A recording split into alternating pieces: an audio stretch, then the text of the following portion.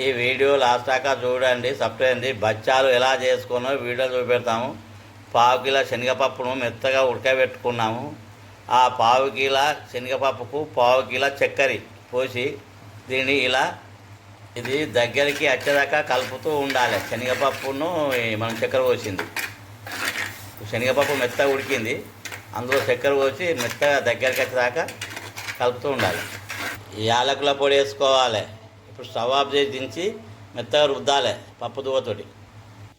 ఈ పప్పు రుద్దే దాంతో మెత్తగా రుద్దాలి.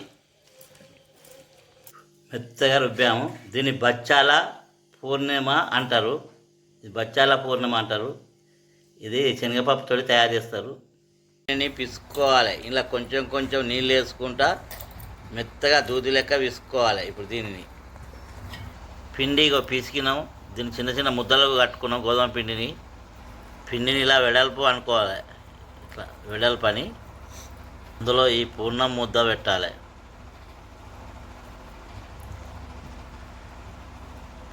ముద్ద పెట్టి పైన ఇట్లా గుండ్ర ముద్ద అన్న తర్వాత ఆ పిండిని పైన తీసేయాలి. మొత్తం పిండిని ఇలానే చేసుకోవాలి. ఇట్లా ప్లాస్టిక్ పేపర్కు నూనె పూసుకోవాలి. దానిపైన ఇలా అరచేతి వేసి ఈ ముద్దను ఒత్తాలి వెడల్పుగా. మొత్తం ఇలా వెడల్పుగా ఒత్తుకొని మొత్తం పిండిని ఇలానే ఒత్తుకోవాలి. చూడు వెడల్పు అయింది. ఇప్పుడు ఇది బచ్చా రెడీ అయింది. ఇప్పుడు దీన్ని కాల్చుకోవాలి మనం.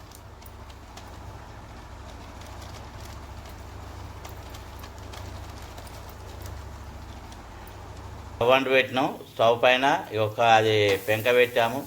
ఇప్పుడు అందులో ఈ బచ్చ వేసుకున్నాం. చుట్టూరుగా నూనె వేసుకొని కాల్చుకోవాలి. ఇలా నూనె వేసుకోవాలి చుట్టూరుగా. ఈ ఉల్టా పల్టా ఇలా మర్రేసుకోవాలి. ఇలా ఉల్టా పల్టా మర్రేసుకోవాలి. మొత్తం బచ్చాలను ఇలానే కాల్చుకోవాలి. బచ్చాలు రెడీ అయినాయి. ఇవి శనగ పప్పుతో తయారు చేసిన బచ్చాలు గుమగుమలాడుతున్నాయి. వేడివేడి తింటే చాలా రుచిగా ఉంటాయి. ఇది మళ్ళీ కావాలనిపిస్తుంది. ఇవి శనగ పప్పుతో తయారు చేసిన బచ్చాలు.